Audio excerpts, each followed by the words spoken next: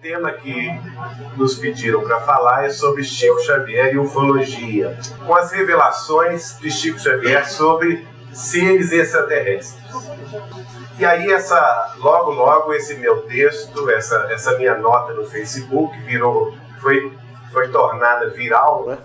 Uma série de reproduções, e nós passamos a receber, para surpresa nossa, a maior série de críticas do próprio movimento espírita, não é? Como se nós estivéssemos falando de um absurdo tão grande que é a existência de seres extraterrestres, de civilizações extraterrestres.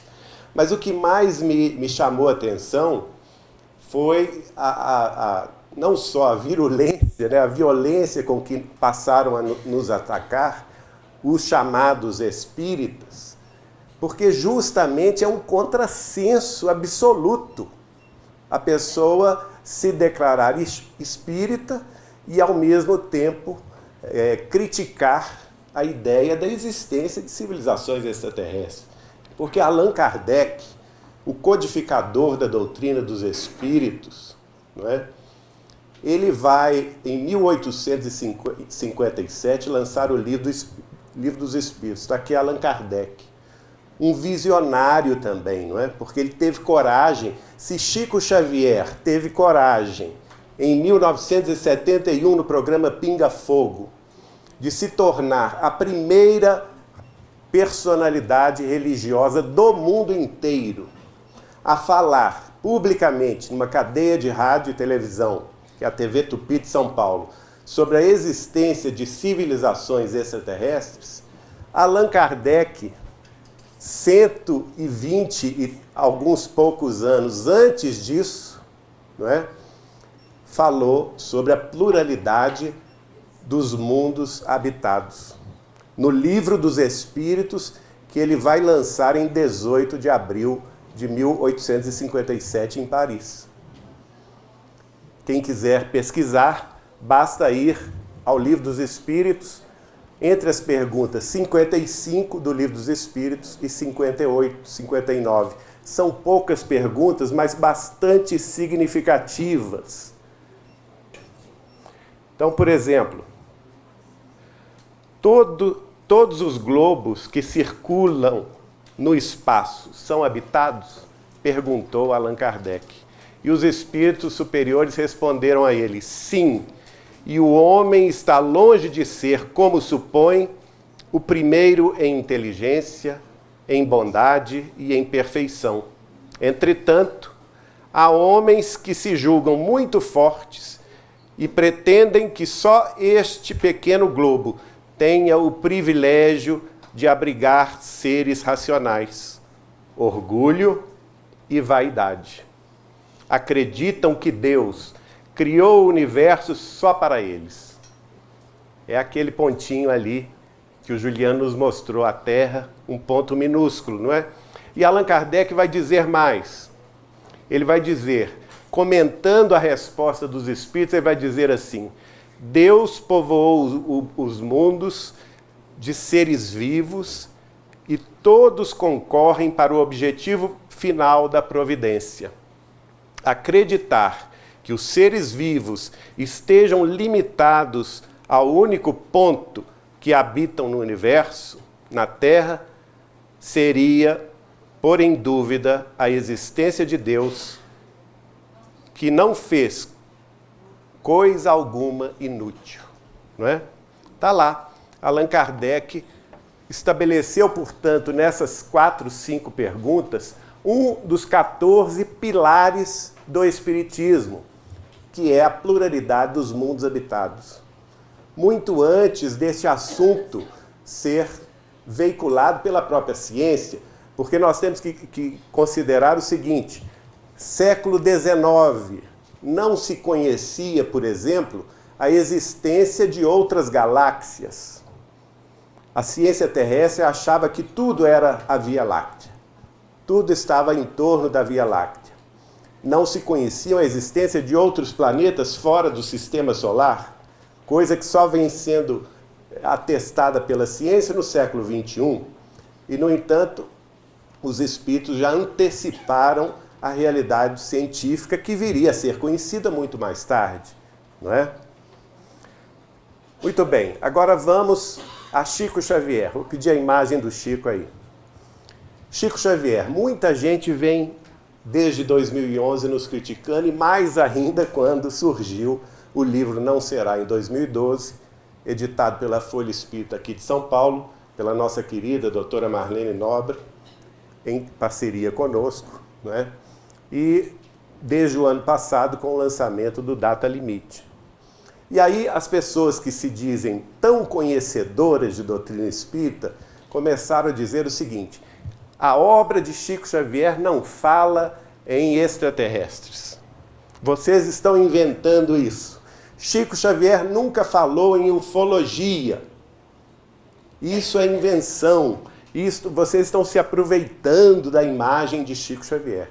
Eu quero dizer o seguinte: na verdade, minha gente, o que há é um grande desconhecimento sobre a obra de Chico Xavier. Um desconhecimento quase que absoluto, viu? Porque esse homem extraordinário aqui, que estudou nos padrões terrestres apenas até o 3º ano primário, publicou até hoje, no Brasil, 491 livros. E um livro foi publicado nos Estados Unidos da América do Norte, no dia 17 de maio de 1966. O livro chamado, com o título The World of the Spirit, O Mundo dos Espíritos. Publicado em inglês, recebido por ele em inglês, juntamente com o médium Valdo Vieira. E aqui no Brasil, 491 livros. Eu vi que a grande parte aqui, quando o Juliano perguntou se tinha espírita, a grande parte levantou a mão, não é? Vocês espíritas, não vou nem entrar na questão dos outros que não são espíritas. Vocês já leram os 491 livros de Chico Xavier? Ninguém levantou a mão? Nem eu levanto. Nem eu li, eu que sou pesquisador, que fui amigo, né, que conheço sobre a vida e a obra de Chico Xavier, não levanto a mão. Porque, de fato, é impossível conhecer a obra desse homem. Nós vamos precisar de muitas vidas, muitas reencarnações, para compreender a extensão do trabalho que este homem realizou na Terra. 492 livros publicados até hoje. Porque até hoje a editora Vinha de Luz tem publicado livros, a Federação Espírita Brasileira, a editora GEM, aqui de São Bernardo do Campo, outras editoras, material inédito de Chico Xavier que está ainda sendo editado e publicado. Não é? Agora, o que é mais espantoso é o seguinte: qual livro desses 492 livros que Chico Xavier publicou até hoje, a maior obra em língua portuguesa da história, qual desses livros ele primeiro falou em outras civilizações? Alguém sabe? Ninguém? Não. Ó, nossa irmã falou em Nosso Lar. Nosso Lar saiu em 1944. Chico Xavier começou a psicografar em 1927, 8 de julho. O primeiro livro ele publicou em 1932, dia 2 de junho de 32, Parnaso de Além Túmulo. O segundo livro, Cartas de uma Morta, que é este aqui. O segundo livro psicografado por Chico Xavier. Talvez que tenha sido o primeiro pelo seguinte: essas mensagens foram ditadas, escritas psicograficamente pelo Chico, pelo espírito de sua mãe, Maria de São João de Deus. Um espírito familiar. O que ela conta para o Chico? Ela conta a desencarnação dela, a chegada dela no mundo espiritual, o contato dela com seus mentores e guias espirituais. A partir daí, ela visita os vários planos espirituais da Terra. Ela tem contato com várias cidades espirituais que, à semelhança de Nosso Lar, existem nos planos espirituais da Terra. Mas ela vai mais longe. Em determinado momento ela chega para o mentor dela e fala assim, olha, na Terra eu tinha uma fascinação com o planeta Saturno. Eu tinha uma fascinação, eu achava belíssimo o planeta Saturno com seus anéis. Será que eu poderia ir até lá? Será que eu poderia conhecer o planeta Saturno? E o mentor diz a ela que sim, que ele iria levá-la para conhecer Saturno. Está aqui neste livro, Cartas de uma Morta. Agora, é interessante o seguinte, gente, vocês vão ver, essa aqui é uma fotografia, não é isso? Da sonda Cassini. Qual que é a cor que predomina aqui? Azul. Nós vamos ver o seguinte, capítulo 50 do livro Cartas de uma Morta. Primeiro ela fala uma coisa muito interessante. Ela diz assim, bastou que fixássemos em nossa mente, olha aí a não localidade, tá? Isso, gente, publicado em 1935, pela editora LAC aqui de São Paulo. Esse livro saiu em 1935. Cartas de uma Morta. Bastou que fixássemos em nossa mente semelhante desejo, qual seria? De viajar a Saturno, para que me visse ao lado de um boníssimo companheiro envolto em atmosfera diferente da que me era habitual nas adjacências da Terra. Ou seja, a viagem do espírito da mãe de Chico Xavier a Saturno foi instantânea. Foi instantânea. Mais tarde, no capítulo 114, ela vai dizer a mesma coisa a respeito de Marte. Ela faz essa viagem instantaneamente na companhia de seu mentor espiritual. E o capítulo 52 se chama O Sol Azulado de Saturno. Olha bem a imagem da sonda Cassini.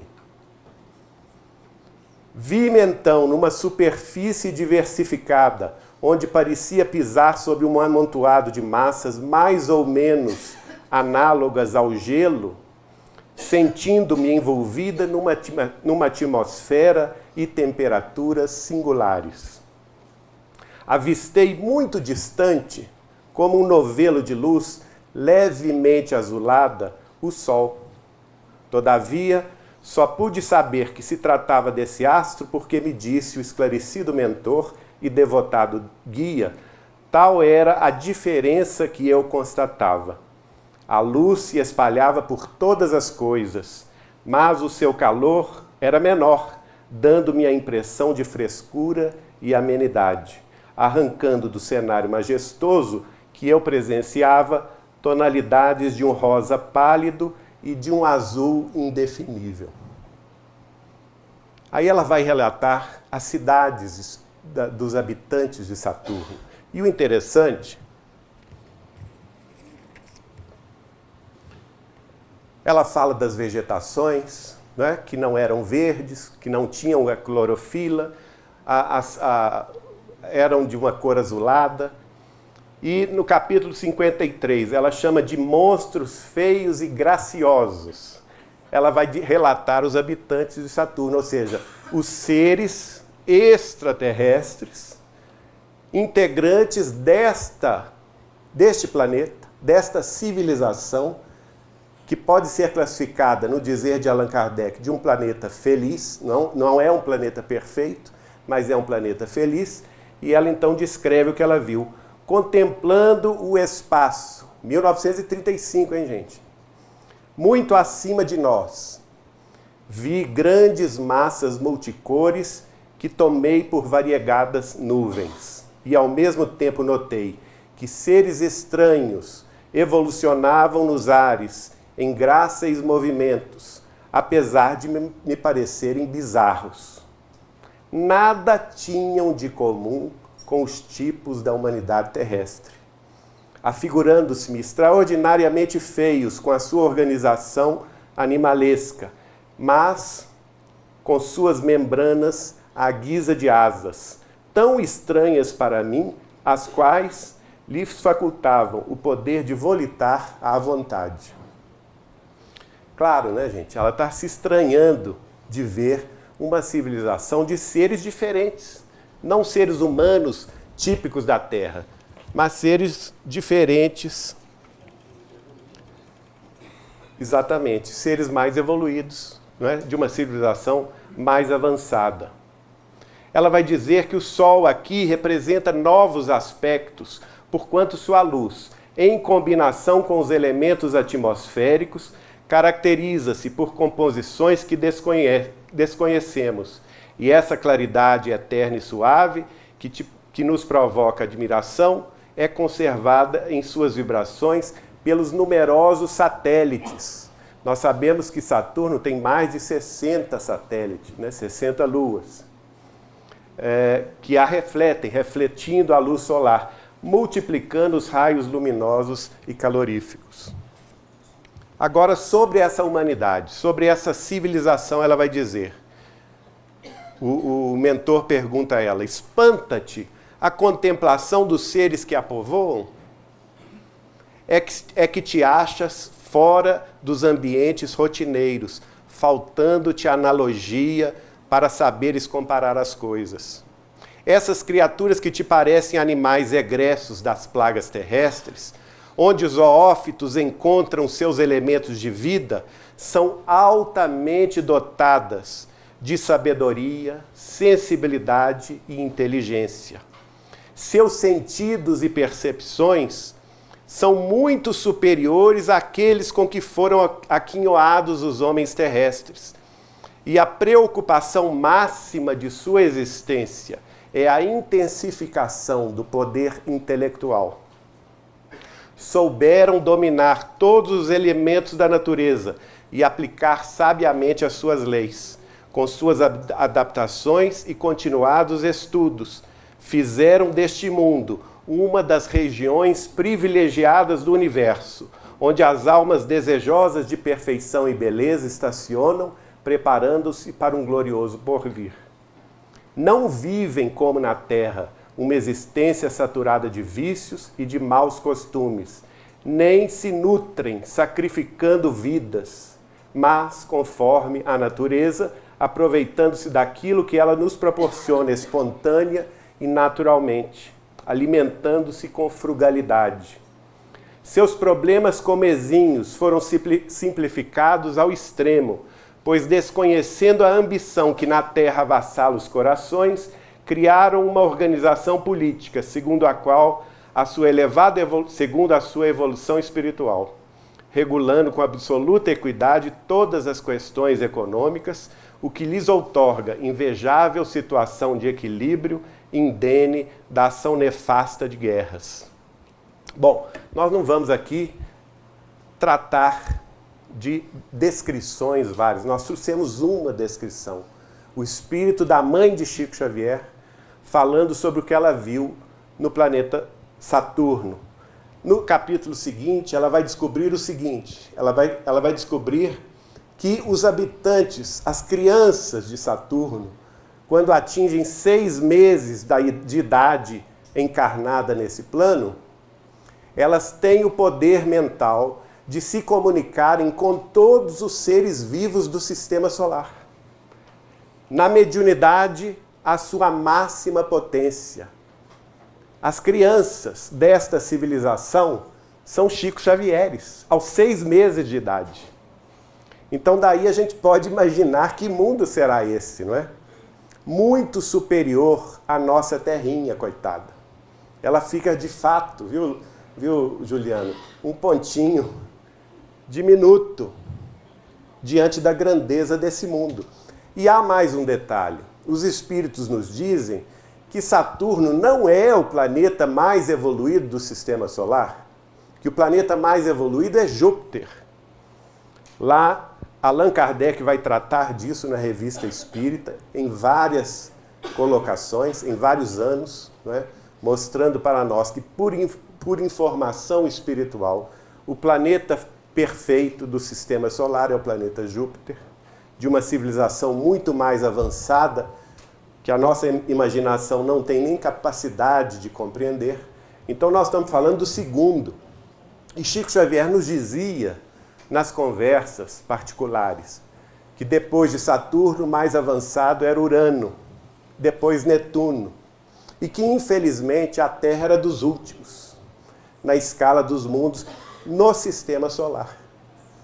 A Terra só era melhor em matéria de organização da vida do que 2 planetas, que eram considerados prisões espirituais. O planeta de Mercúrio e o planeta Plutão. Segundo Chico Xavier, planetas prisões, penitenciárias espirituais, né? Então daí a gente vai pensar o seguinte: nós estamos falando sobre o nosso bairro, né? O nosso bairro chamado Sistema Solar. Emmanuel, em 1938, vai escrever, através de Chico Xavier, um livro chamado A Caminho da Luz. Quem conhece? Quem já leu A Caminho da Luz? Pouca gente, hein? Entre os espíritas, muito pouca gente. A Caminho da Luz é magnífico, porque Emmanuel vai nos dizer não somente acerca da evolução histórica da Terra, mas também ele vai falar sobre a formação da Terra. Como se deu esse processo de formação da Terra. Em determinado momento ele vai dizer, por exemplo, que o planeta Terra pode ser comparado a um prédio de periferia, um prédio humilde, de periferia, num bairro de periferia da nossa cidade interplanetária. E ele chama essa cidade interplanetária de Sistema Solar. Mas esta cidade, por sua vez, fazia parte de uma nação muito mais ampla, né? Que seria a nação interestelar, que é a nossa Via Láctea, e assim sucessivamente. E que no centro dessa nação, no centro da nossa Via Láctea, nós iríamos encontrar palácios magnificentes, prédios suntuosos, onde a luz, o amor e a sabedoria atingiam o máximo da nossa capacidade de compreensão. Mas que nós, no nosso sistema solar, permanecíamos na periferia, no nosso prédiozinho, e a nossa Terra era o 3º andar desse prédio. Não é só para efeito de comparação. Em 1938 ele vai escrever isto. O espírito de André Luiz, mais adiante, 1958, 20 anos depois, vai escrever um livro extraordinário através do Chico. O livro chama-se Evolução em 2 Mundos, onde ele vai explicar com mais detalhes, com mais informações, a questão da formação da Terra, não é? A questão da posição humana diante do Criador, nos colocando na posição de co-criadores em plano menor. Mas que existiam também aqueles outros seres muito mais avançados do que nós, que ele chama de arquitetos celestes, que seriam co-criadores em plano maior.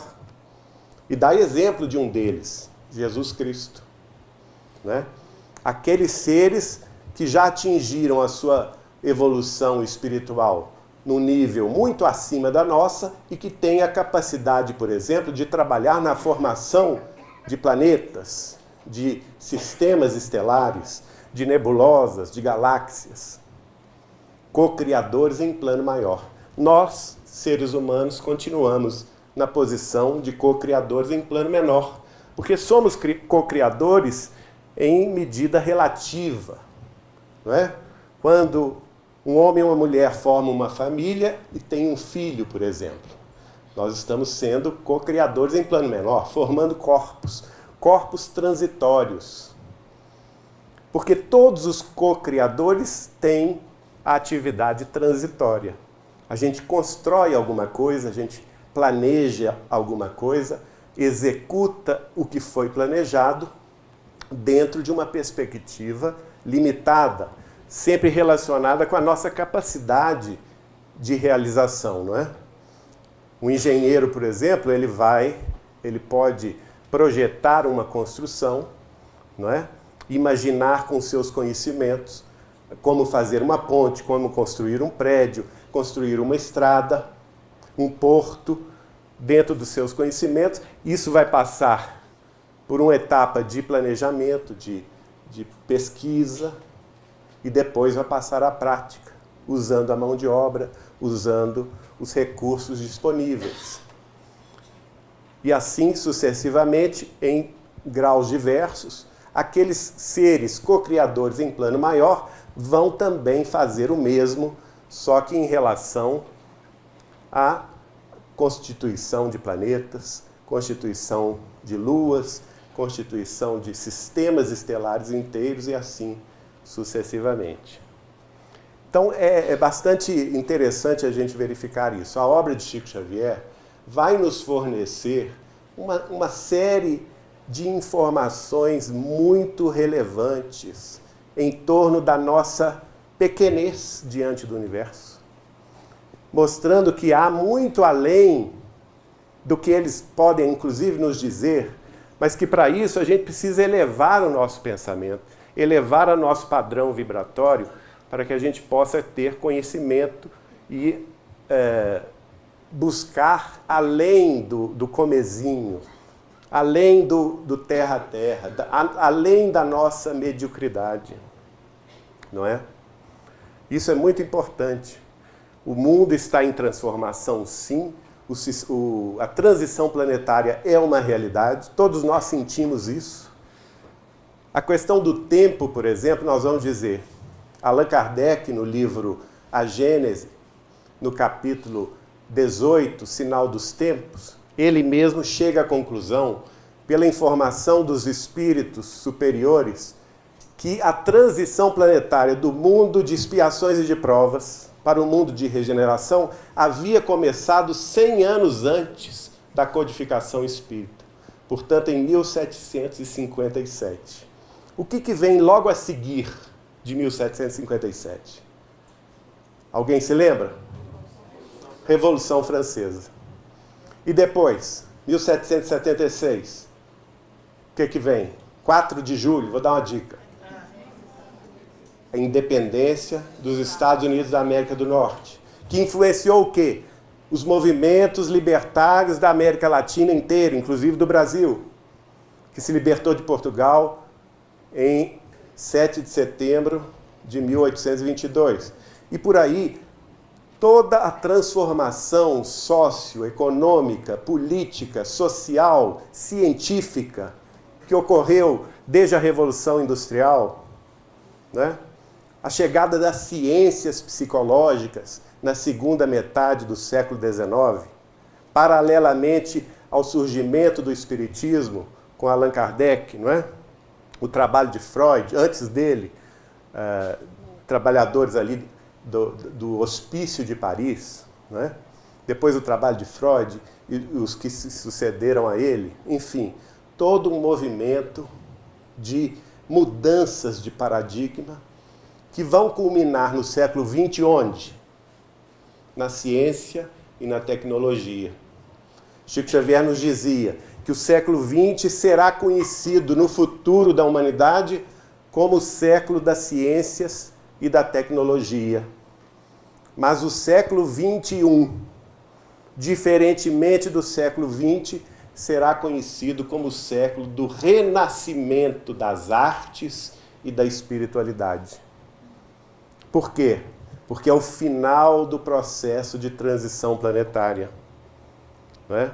No livro Plantão de Respostas, respondendo a uma pergunta, Chico Xavier, sobre a transição planetária, Chico Xavier vai dizer o seguinte: o espírito de Emmanuel afirma que a Terra será um mundo regenerado no ano de 2057. Não estamos longe disso, né? 2057. O que isso nos faz lembrar, gente? 200 anos da codificação espírita, que foi feita por Allan Kardec em 1857. 300 anos do início da transição. Então, na realidade, esse prazo de 50 anos é um prazo dentro de outro prazo. Tá certo? O prazo real da transição planetária é 3 séculos, começando 100 anos antes da codificação espírita e terminando 2 séculos, 200 anos depois da codificação espírita, em 2057. Não é? Então, nós estamos subindo o degrau dessa escada passo a passo, em termos científicos, em termos dos avanços tecnológicos, em termos dos avanços da medicina, da compreensão do funcionamento do corpo humano, não é? Em termos de artes, de manifestação do sentimento, em termos de espiritualidade. Tudo isso é um degrau que se soma ao outro no caminho da regeneração planetária. Muita gente fala assim, mas Chico Xavier nunca falou do fim do mundo. E eu respondo, e nem nós. O Data Limite não está falando de fim do mundo, nunca falou. O livro Não Será em 2012 nunca falou em fim do mundo. Não existe o fim do mundo, né? O que existe é um fim de um período. O período da Terra como um planeta de expiações e de provas. Onde prevalece o quê? O mal e a ignorância. Os vícios, o crime, a guerra. Lembra-se da mãe de Chico falando sobre a civilização de Saturno? Ela vai dizer que eles nunca tiveram esses problemas da guerra. Mais adiante, no capítulo 114 desse livro, ela vai falar sobre a civilização marciana, que já é um planeta regenerado, menos evoluído que Saturno, mas regenerado, e que a diferença de evolução dos marcianos com os terráqueos é que lá em Marte éramos para sermos civilizações irmãs, entre 2 planetas vizinhos.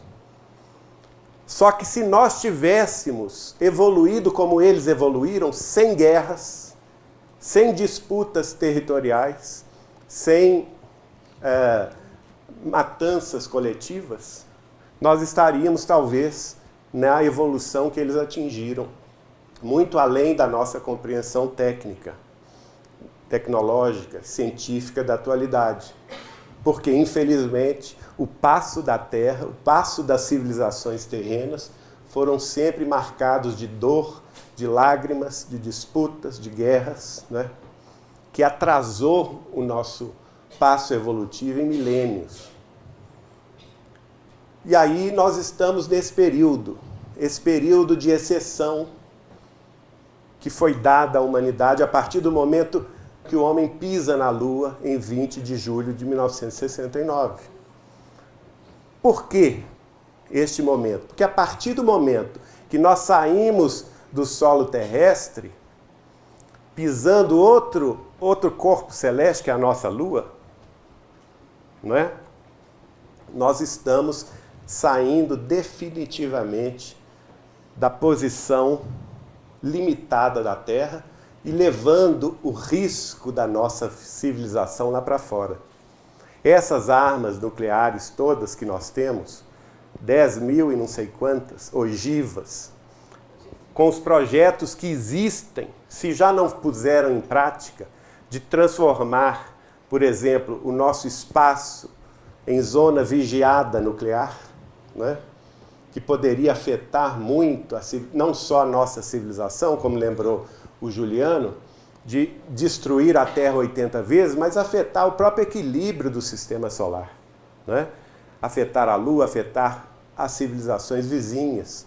E por isso mesmo, os cristos desses planetas se preocuparam com o avanço tecnológico militarista, nuclearizado, não é? das nações mais poderosas da Terra e puseram um limite a este avanço. É isso que diz respeito o prazo de 50 anos. Nós vamos vigiar durante esse período, até 2019, o avanço tecnológico, social da Terra, para que ela não faça a bobagem de cair numa terceira grande guerra mundial. Não é? E eu, conversando com o Chico em 1986, com o olho arregalado, ouvindo dele essas informações, né? Fiz o papel do advogado do diabo. E aí, Chico? E se a humanidade entrar na guerra? Como é que fica? E ele me responde, bom, neste caso, o homem vai começar a guerra, mas quem vai pôr um fim nesta guerra nuclear será a própria Terra, exausta dos desmandos terrenos, e vai rasgar as suas entranhas, pondo fim à era do militarismo humano. A própria Terra, não é? E neste caso, aí sim, nós podemos esperar grandes sofrimentos. Sofrimentos coletivos que serão impostos à Terra não por uma punição divina. O Chico explicou isso muito bem para nós. Ele nos dizia o seguinte, ele dizia que, neste caso, o Instituto da Misericórdia Divina, que está presidindo até hoje o desenvolvimento terrestre, adiando os nossos resgates coletivos, daria lugar ao Instituto da Justiça Divina.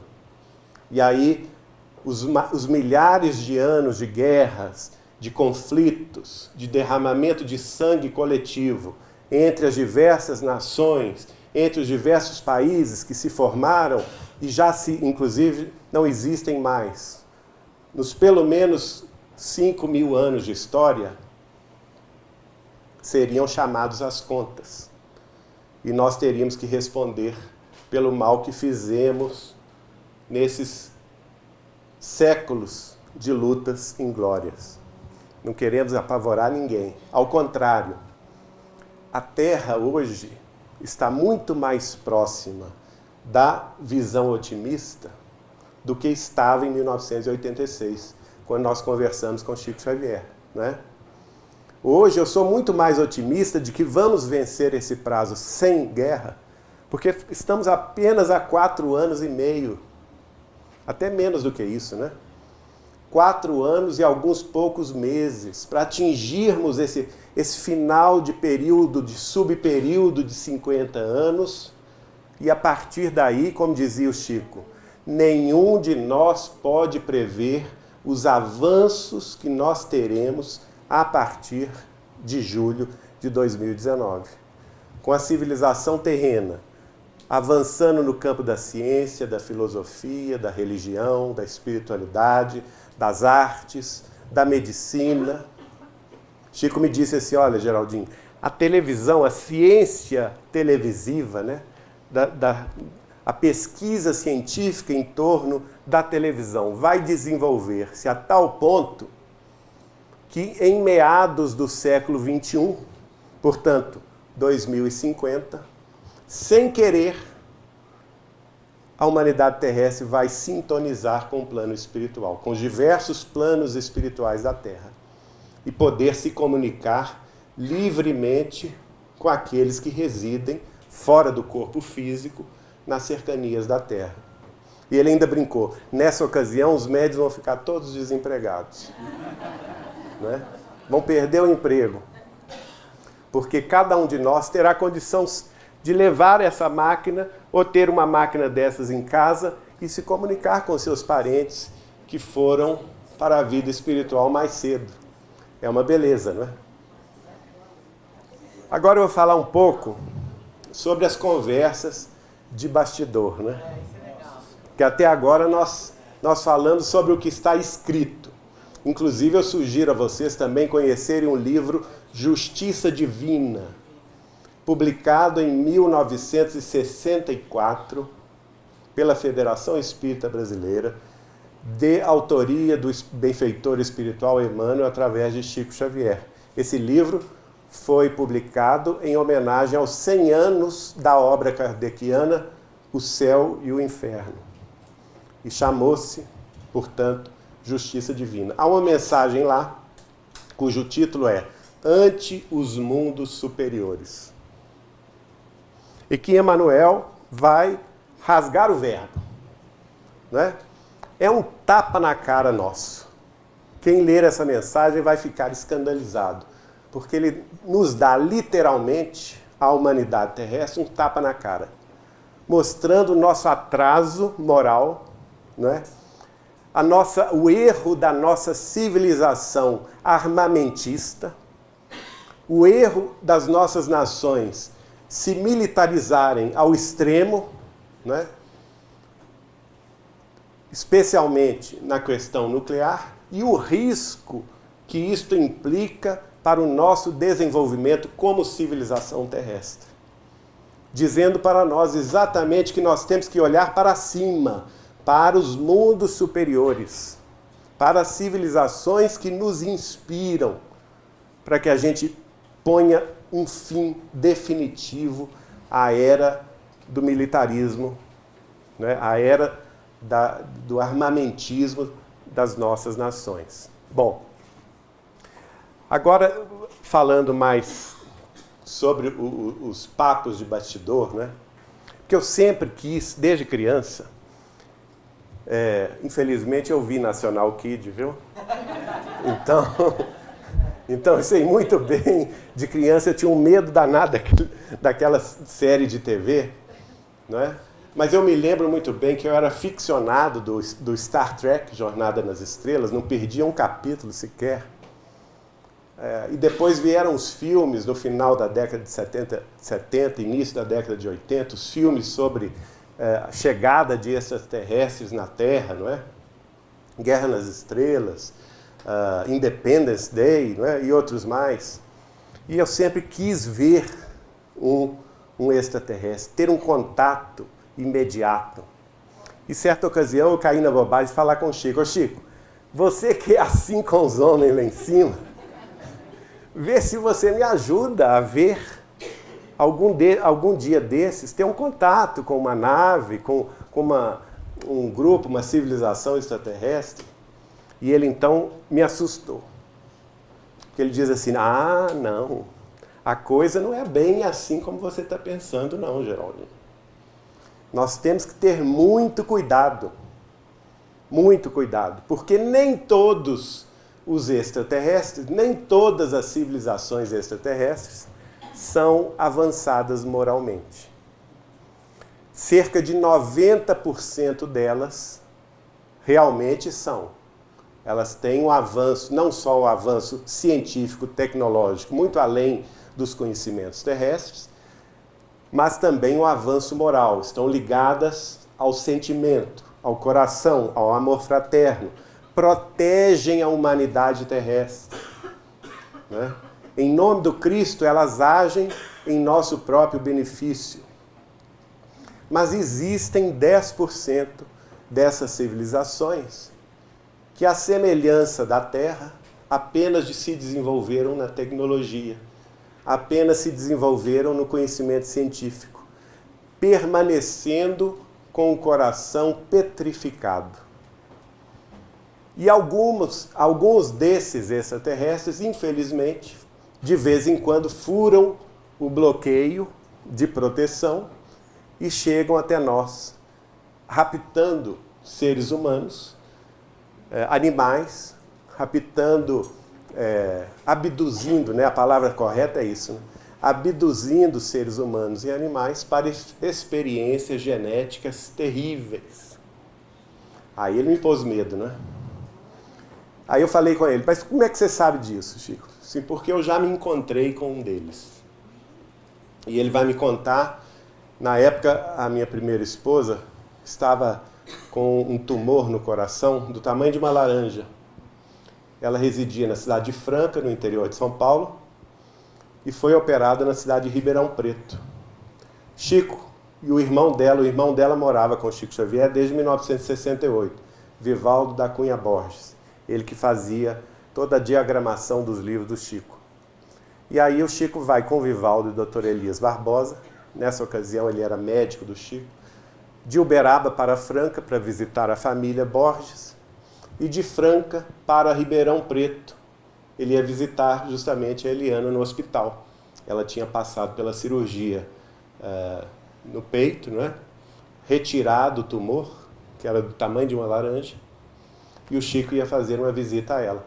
No percurso de Franca a Ribeirão Preto, o Chico me conta que inicialmente o Chico gostava dessas viagens de madrugada justamente porque não aparecia ninguém. Ele brincava conosco o seguinte, se eu for viajar de dia e paro numa estação né, numa parada intermediária, eu cria confusão, porque o povo junta em torno e tudo, né? E ele brincava, onde eu apareço eu arrumo confusão, Geraldinho. Então eu escolhi essas viagens justamente de madrugada.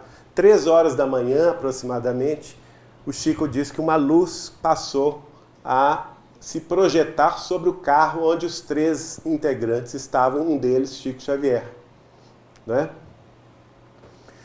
E ele imediatamente começou a orar, começou a pedir assistência espiritual do seu mentor Emmanuel. E mais apavorado ele ficou quando o Emmanuel virou para ele e disse assim, reza mesmo, Chico, que a coisa é feia. E aí ele dobrou, triplicou as preces, né? Em determinado momento da estrada, o carro parou. E essa luz que estava iluminando o carro onde Chico Xavier estava, foi em direção ao campo ao lado. E ele me falou, Geraldinho, a luz era tão intensa que era como se surgisse um novo sol no meio da madrugada e iluminasse a paisagem em torno, de forma tão clara que ele perfeitamente tinha condições, e Chico Xavier tinha defeito visual grave, viu gente? Ele era cego de um olho e do outro olho ele tinha uma visão muito reduzida. E ele diz, de forma tal que eu pude divisar com clareza as montanhas em torno, o pasto, as árvores, os bovinos, né? As vacas e os bois dormindo na relva. Tal era a intensidade dessa luz. E aí ele viu a nave então se descer dos céus e ficar próxima, ela não chegou a pousar na terra, mas ficou próxima do solo terrestre, e do centro dessa nave desceu um facho luminoso, e por esse facho desceu um ser extraterrestre. E aí eu perguntei, mas como era esse ser? Ele me falou assim, olha, era um ser de aproximadamente 3 metros de altura, de forma humanoide, chamou a atenção de Chico Xavier os braços alongados desse ser, né? Que segundo ele atingiam os joelhos das pernas do ser. Ele não sabia dizer se ele estava envolto numa roupagem, né, de viagem estelar, ou se era a cor da pele dele, mas era um ser acinzentado. Né? E ele saiu da nave e veio na direção do carro, onde Chico Xavier estava. E aí o Chico triplicou as orações. Meu Senhor Jesus, me ajuda. Né? Ficou morrendo de medo. Os integrantes da frente do carro, o Chico estava atrás, queriam descer, ele não deixou. Não, Emmanuel está pedindo aqui para nós ficarmos orando, porque a coisa não é boa. E de fato, em determinado momento, esse ser cruza o olhar com o Chico. O Chico diz que sentiu um frio na alma, como ele nunca havia sentido em toda a vida dele. Né?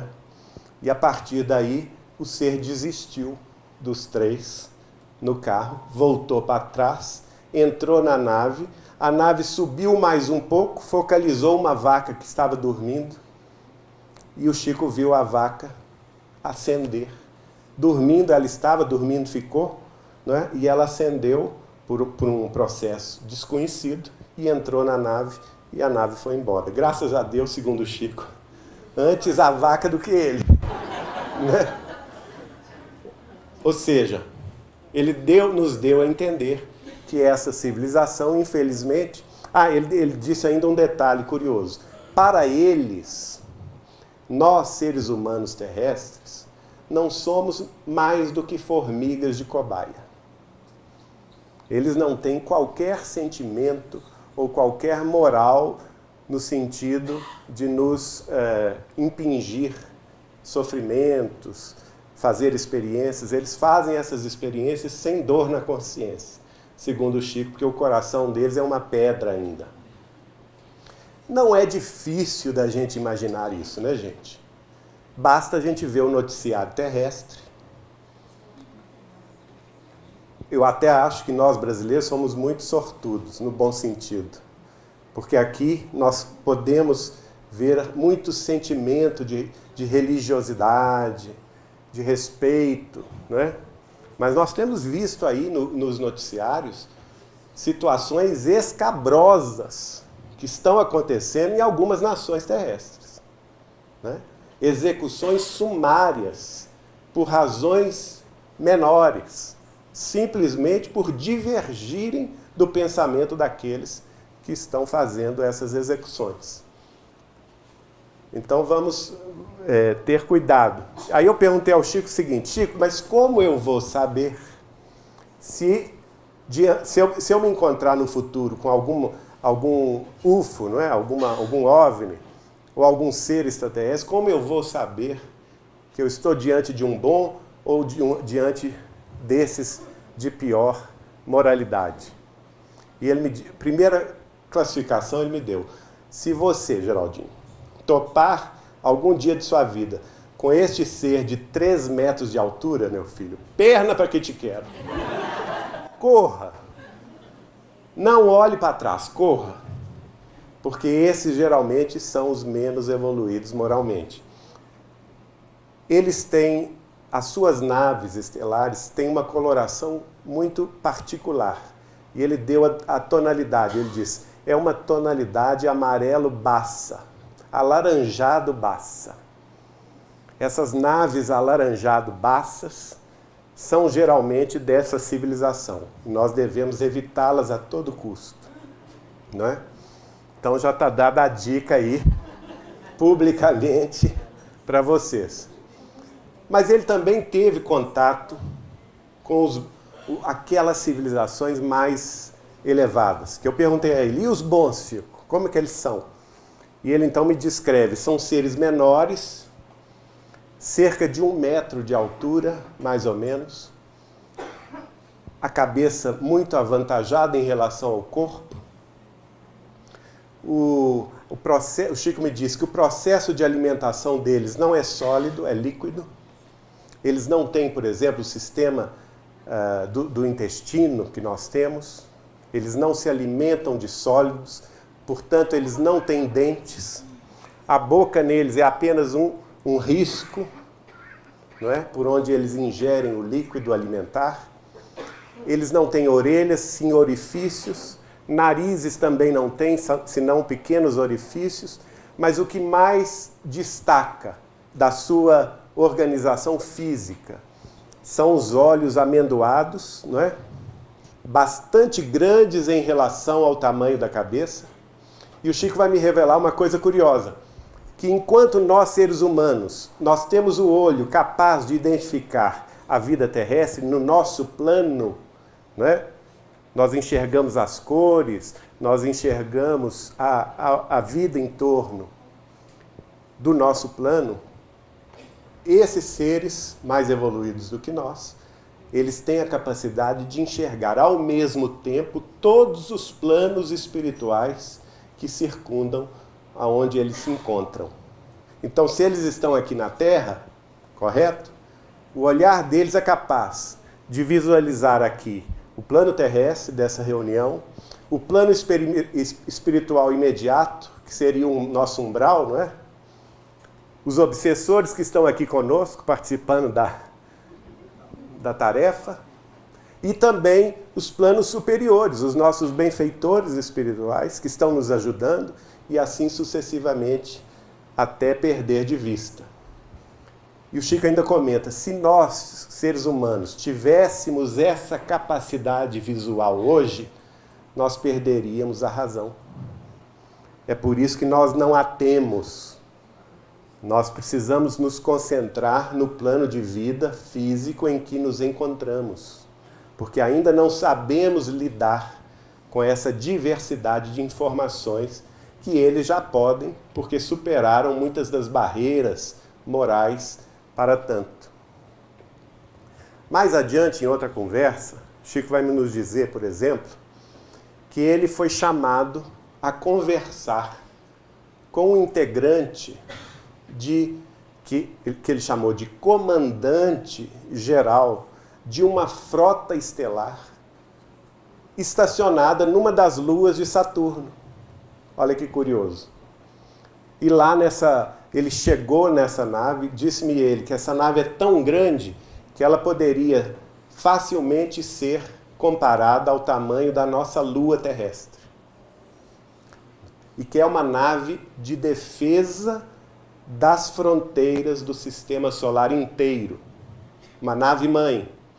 E ela abriga outras naves menores que patrulham o sistema solar. Olha que coisa curiosa, né? Porque a gente acha, ingenuamente, que nós conhecemos tudo, quando na realidade nós não conhecemos nada. Mal e porcamente nós conhecemos sobre a vida aqui na Terra, que dirá o que existe fora da Terra. E nesse particular, eu quero chamar a atenção dos diretores, produtores, escritores dos filmes de Hollywood, que o Chico nos dizia que funcionavam muitas vezes como médiums de realidades extrafísicas e extraterrestres muito mais sérias, né? Então filmes como Guerra nas Estrelas, por exemplo, não seriam totalmente ficção, no dizer de Chico Xavier, porque existe uma minoria de civilizações tecnologicamente muito avançadas, mas que são, infelizmente, devotadas à conquista, devotadas à depredação, devotadas à pesquisa pura e simples, sem respeitar a evolução dos planetas e das situações respectivas.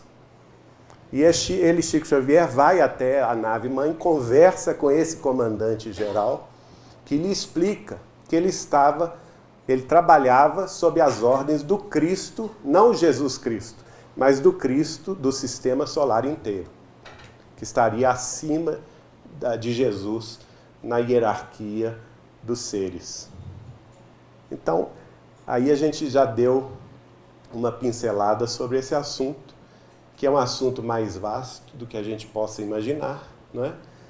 E quisera nós todos aqui na face da Terra poder acreditar hoje que estamos, de fato, finalizando esse período de 50 anos, que vai a julho de 2019, com esperança de que a Terra, ou que as nações supercivilizadas, ou que as nações superpoderosas da Terra, os Estados Unidos da América do Norte, a Grã-Bretanha, a França, a China, a Rússia, a Índia, hoje também o Paquistão, Israel, essas nações que têm o poder de tecnologias de massa, de destruição em massa, que elas possam refrear os seus impulsos guerreiros, que elas possam receber a influência de nossas preces. O Chico pedia para nós que nós tínhamos obrigação de orar,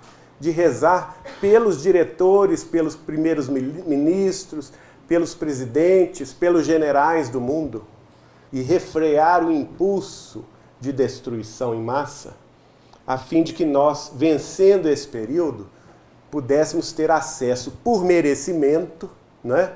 Em várias vezes lá na filmagem do programa Pinga Fogo, que foram na realidade 2 programas durante o ano de 1971, Chico Xavier faz referência a isso. Se e somente se tivermos merecimento para tanto. E esse merecimento só vem na medida em que nós esqueçamos o impulso guerreiro e coloquemos, por fim, um basta na civilização militarizada que construímos até hoje. Para que então, tendo esse merecimento da paz universal, da paz terrestre, nós tenhamos acesso a esse outro grupo dos 90% de civilizações mais avançadas tecnologicamente, mais avançadas cientificamente, mas que nos trarão também o seu avanço moral, o seu avanço do amor fraterno, o seu avanço no sentido de nos unir nos propósitos da fraternidade legítima, de nos fazer compreender o nosso papel como civilização irmã de outras tantas na comunidade interplanetária, na comunidade interestelar, à qual estamos jungidos na nossa Via Láctea. Quisera que os nossos governantes, que os nossos militares, generais e políticos também possam sentir isso e realmente encaminhar a Terra para esse novo período de aprendizado, que é chamado período de regeneração da humanidade, em que o progresso vai se dar de forma bastante acelerada, em todos os sentidos, e não no sentido eminentemente material. Caso contrário, o que Chico me disse foi muito claro. Caso, infelizmente, a humanidade entre pelo caminho tortuoso da guerra novamente, não é? Essa regeneração não vai chegar senão no ano 3000. Então, o que vocês querem? Entrar agora na regeneração em 2019? Falta só 4 anos e alguns meses. E esse processo se acelerar até 2057 e a Terra definitivamente entrar no rol dos planetas regenerados? Ou o caminho da guerra, do sofrimento, que vai nos impor, inclusive, a perda de conquistas fabulosas da ciência e da tecnologia, das artes, da literatura, para reconstruir a sociedade do zero, e essa reconstrução, segundo Chico Xavier, durar mais de 9 séculos, até que novamente possamos estar de pé e abraçar a regeneração da nossa humanidade. A escolha é nossa. A escolha está colocada na mesa. Os espíritos superiores, as civilizações superiores podem, no máximo, nos intuir, no máximo, indicar o caminho, mas elas não podem fazer o caminho. Nós é que temos que fazer esse trajeto, e esse trajeto passa pelaquela fala do Cristo. Eu sou o caminho, a verdade e a vida. Ninguém vai ao Pai senão por mim. Que Jesus nos abençoe nessa transição. Muito obrigado.